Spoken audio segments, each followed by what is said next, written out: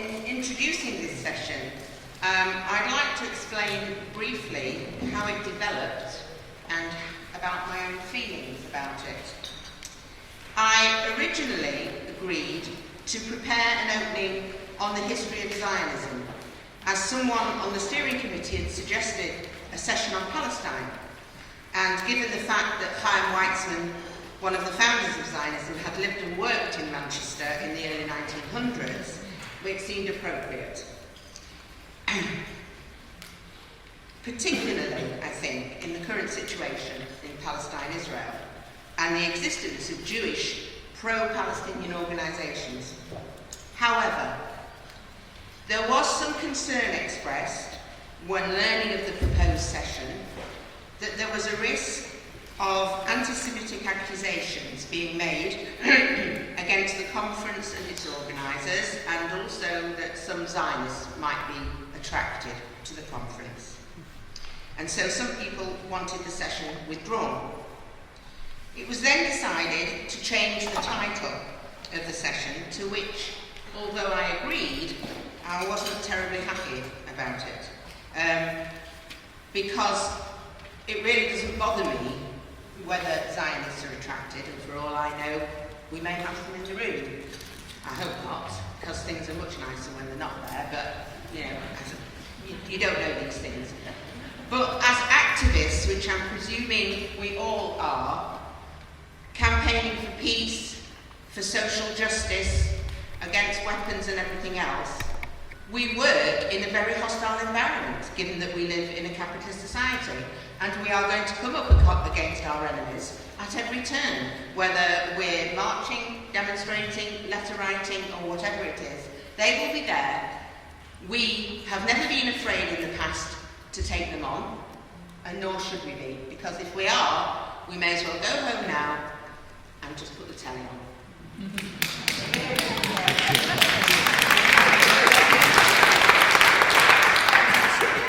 It is clear to me that the original session was the one that is needed for people who don't understand the nature of Zionism and its ideology, and why Judaism is completely opposed to it.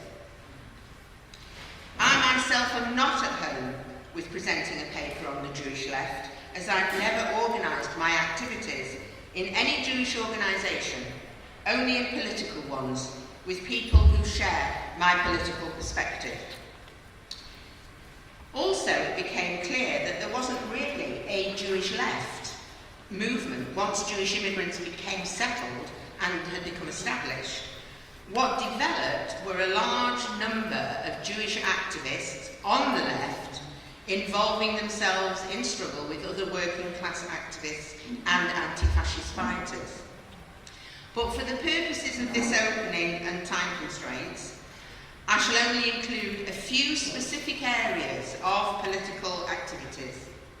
Firstly, the beginning of Jewish involvement in trade unions, particularly in Manchester, a passing reference to the mass trespass of open spaces, the International Brigade and the Spanish Civil War, and post-1948 and the establishment of the Zionist Israeli state. A friend recently asked me, and this is somebody who's a lovely man but really doesn't have any politics, asked me why I thought so many Jews became active on the left. And it's a very interesting question. There was a strong radical left tradition among Jews, particularly in Eastern Europe, a tradition that was clearly brought to Britain from the late 19th century. The influence of Marx, Trotsky, Rosa Luxemburg, Karl Liebknecht, and others. And I think they contributed to the development of socialist thought among many Jews who were concerned with persecution and exploitation, resulting in poor working conditions and living conditions for them and the rest of the working class. Jews began arriving in Manchester around 1860s. In Britain generally, it was earlier than that. I think that's for a different session. They came mostly from Eastern Europe after experiencing decades of persecution. And they came at a time when there were rumblings of change in their countries of origin, and although many Jews showed interest and became involved in revolutionary politics in Russia and Germany, others sought to organise separately in the Bund, a Jewish-only political group that some Jews joined rather than join the Bolshevik Party, much to the disapproval of Lenin, who believed that a revolutionary party should represent all workers. These Jewish immigrant workers were involved in the fight for survival from the moment they arrived. They were mainly employed by small businessmen with limited resources who, because there was a pool of pliable workers, paid low wages for long hours in very poor conditions. But it was non-Jewish employers who initiated the sweatshops, wanting to increase profits with the lowest possible costs, and such greed has nothing to do with religion. In fact, I remember my own father, who many of you here today will also remember, saying to me when I complained about being poorly paid by my then Jewish employer, an employer is an employer is an employer, and that I could earn my wages on my first day of the week, and the rest of the week I made his profit. And I thought that was a very easy economic thing to learn. The earliest evidence of Jewish workers in trade unions was in 1889, when a few cigarette workers came out on strike. The explosion of Jewish trade union activity after December of 1889 seemed to be as a consequence of the new unionism in London, and by reports of a discussion on the sweating system in the House of Lords Select Committee. And Jewish trade union activity also existed elsewhere. In 1886 in London, Tailors and Machinists Society was formed. In 1887, Hebrew Cabinet Makers Union started. And then tailors in Leeds struck for union recognition, but without much success at the time. In 1889, Jewish tailoring unions in London, prompted by non-Jewish socialists, organised a general strike for the 2nd of September.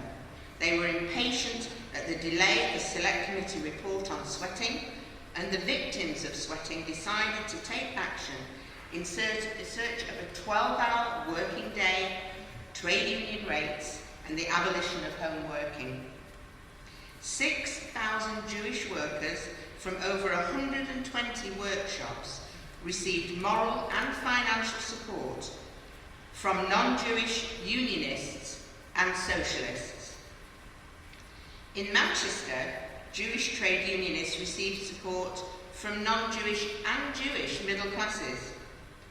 And the Manchester and Salford Trades Council was approached by some Jewish workers for advice on how to organise, resulting in a Manchester branch of the Cigarette Worker and Tobacco Cutters Union being established, with many, but not all, Jewish members. So for me, this would have been progress, a union for all workers, not separated by religion. And trade unions did not support unrestricted immigration, and in fact, immigrant workers, like women, were blamed in part for the decline in wages in the tailoring trade. Sounds a bit familiar, doesn't it? This information, and much more, can be found in the work of Bill Williams, a Manchester historian who spent decades researching and writing about Jewish communities in this area, and his work is definitely well worth a read, and he was very, very helpful to me. So I don't intend to go into any further detail on trade unions, but I do have a reading list which is going to go on that whole thing that's going to happen. So for people who want to read more. In the early 30s, many young people from Manchester gathered together to go in search of open spaces and fresh air, after spending all week in the mean back streets of the cities, where living conditions left a lot to be desired. The growing movement for the right to roam attracted many members, young members, of the Young Communist League, of whom a considerable number were Jewish, from areas such as Cheetham Hill. In April 1932, activists made a bid to reach the top of Kinder Scout, now part of the Peak District National Park. This was not just a physical challenge, but a challenge to the elite aristocracy who refused to share the natural landscape with the working class. Since the Enclosures Act of the 18th and 19th century, huge areas of the countryside were closed to people. Benny Rothman, a young Jewish communist, was seen as the leader of this courageous movement. He eventually served a prison sentence for his activities in the trespass. The young people spent the weekends walking and talking, and the talk was of politics and the growing feeling that war was in the air.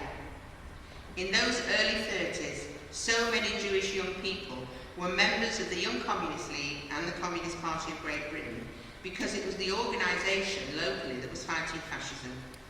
In fact, Jewish members were about 95% of the Cheetham Hill organisation, and it had the largest Jewish membership of all Communist Party branches in the country. I would just like to list some of the Jewish young men, it was mainly young men, but not all, who were involved in the trespass, in case any of you will have known them, and also to pay a small tribute to such wonderful comrades whose complete focus was the well-being of the working class, then and for the future. So they were led by Benny Rothman. Then there was Harry Mendel, Wolfie Winnick, Philip Kaiserman, my father, Izzy Luft, Solly Glock, Sol Garson, Ralph Kramer, and I think probably his brother. No, he wasn't named Judith. I didn't want to leave him out in case you were upset. I think the whole of the Klein's family, brothers and sisters and parents, were all involved. And Dave Nussbaum, and I'm sure that there were many others, because there has been quite a lot written about the mass trespass. And in fact, the Morning Star's produced a lovely pamphlet about it and about Benny Rothman, who I understand about 2 weeks ago, a blue plaque has been put up somewhere in Benny's name. So I think that's absolutely wonderful, because he was a wonderful man. The talk of war was not misplaced. The increase in fascist activity in Manchester and elsewhere resulted in a growth in left-wing organisations, particularly the Young Communist League and the Communist Party of Great Britain, as well as the labour and trade union movement generally. Because the fascist propaganda focused on attacking immigrants, many young Jewish people were attracted to these organisations. But interest was not just on local developments, but also international. So Spain and the attack on its democratically elected government and the threat to world peace became a focus for the Cheetham Hill branch of the Young Communist League. It's difficult to give an accurate figure of the numbers of young men, mainly young men, who went from this area to fight, because many of them made their own way to Spain. The Tory government of the day, in an attempt to stop volunteers going, threatened to use the Foreign Enlistment Act of 1875, which they said made enlisting in a foreign army illegal. But a passport was not required for a weekend trip to Paris. So many took this route, crossing the Channel, contacting French supporters, and then making their way over the Pyrenees and into Spain. My father, in writing about his own life, found that about 130 went from this area, of whom at least 35 were killed. The people organising for volunteers found that some young men lied about their age in order to be accepted, so they began to visit homes and check just what was going on and how old they were. My father had said he was 16. which he looked because he was tall and quite mature, and he was determined to go and fight.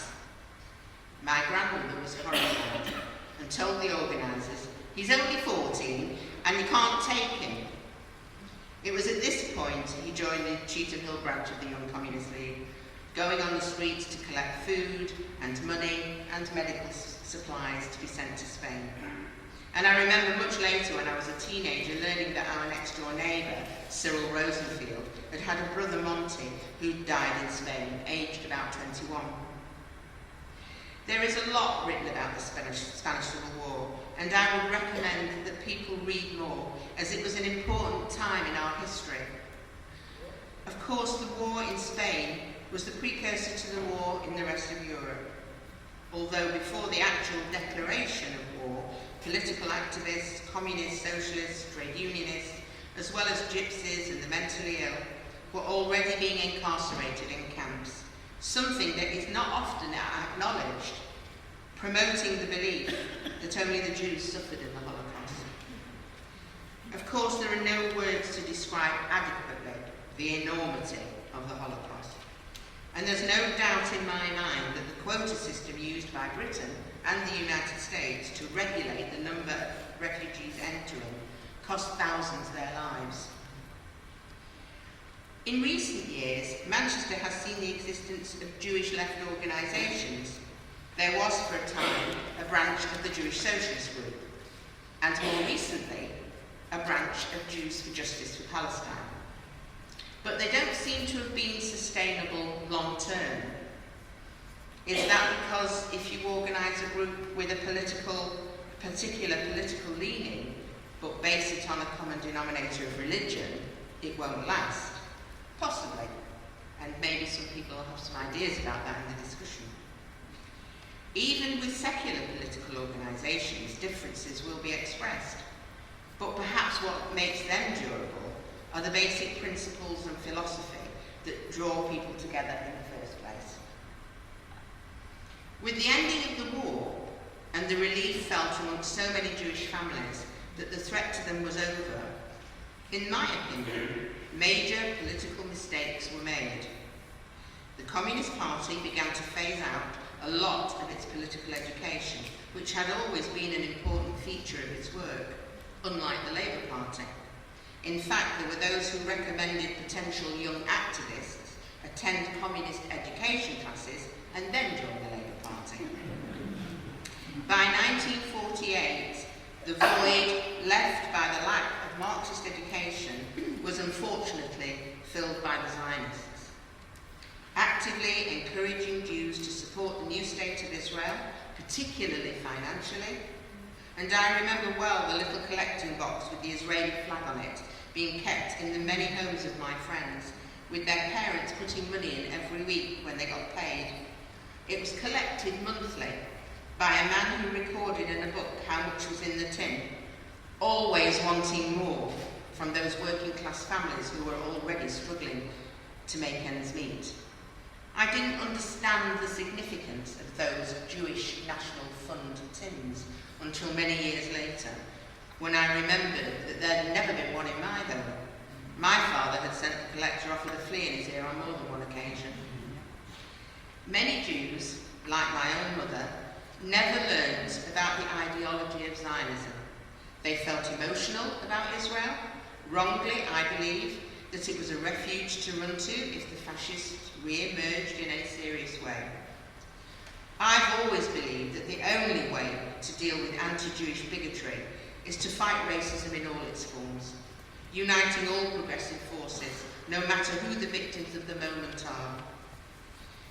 The Zionists' most successful propaganda has been that Zionism and Judaism are one and the same thing, when in actual fact they are absolutely opposed to each other. The other myth was that Palestine as it was then was a land without people for a people without a land. I say myth because after the 1897 Zionist Congress in Basel, 2 rabbis were sent to Palestine to look at the land and assess it for future colonization. They reported to the Zionist leadership on their return that the bride was beautiful but was married to another man, the bride being the land. Manchester has one of the largest Zionist communities in the UK. They are very active and have been known to be quite violent, attacking those of us who oppose them. Zionism is secular, with its roots in Europe, while Judaism is a religion like any other and has its roots in Palestine. The Zionist project is to have the land, all of it, for themselves, with no Arabs.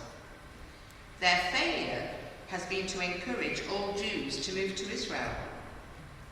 There are more outside than there are inside, and there's no indication that that will change. Ben-Gurion, late leader of the Zionist movement, told the Jewish Agency executive in June of 1938, "I am in favour of compulsory transfer. I do not see anything wrong with it." Given that the existing population were not going to give up their land and homes willingly, it is clear that force would be used. And of course, we have seen in the last 60 plus years the level of force used to achieve the Zionist goals. Judaism is clear. The Bible states that the return is on condition that the existing people are treated with equality, justice and respect. On that basis, anti-Zionist religious Jews and organisations such as Rabbis for Human Rights and Naturai Carter say that a Jewish state of Israel cannot be justified. Here in Manchester, those of us in Palestine Solidarity Campaign have witnessed the appalling behaviour of some Zionists. On the street, they've attacked our stalls in the city centre, on one occasion 3 times within half an hour, and attempted to physically abuse one of our members, who was, they were prevented from doing so by a member of the public, while the rest of us were trying to salvage our materials. And a young woman in the audience of one of our public meetings saw, as people were leaving, a handful of Zionists force 2 young rabbis up against the wall in the hall and spit at them. Something I'm sure the fascists would love to have seen, although these days it's not so clear whose side they are, with the EDL flying the Israeli flag. The present situation in Palestine has brought into focus the debate between Judaism and Zionism, and it begs the question as to why some Jews are Zionists and others are very anti-Zionist. It is an issue that divides many Jewish families, here in Manchester and I'm sure elsewhere. Politics often have this effect. People probably are influenced by their experiences, who they meet, who they listen to, and whose ideas they identify with. What is clear is that this is a vital issue for today's activists. Israel has been a nuclear power for more than 40 years. And in the book, The Samson Option, by Seymour Hersh, it is made clear that Israel still denies the existence of its nuclear arsenal. The reactor in Dimona, in the Negev desert, where Mordechai Vanunu worked and blew the whistle, was built in the 1950s. By the 70s, a sophisticated underground nuclear production facility had been established, targeting the other countries of the Middle East and the USSR itself. Israel has repeatedly denied the existence of these facilities and refused access for international inspections, and they have 200 plus nuclear weapons that we know of.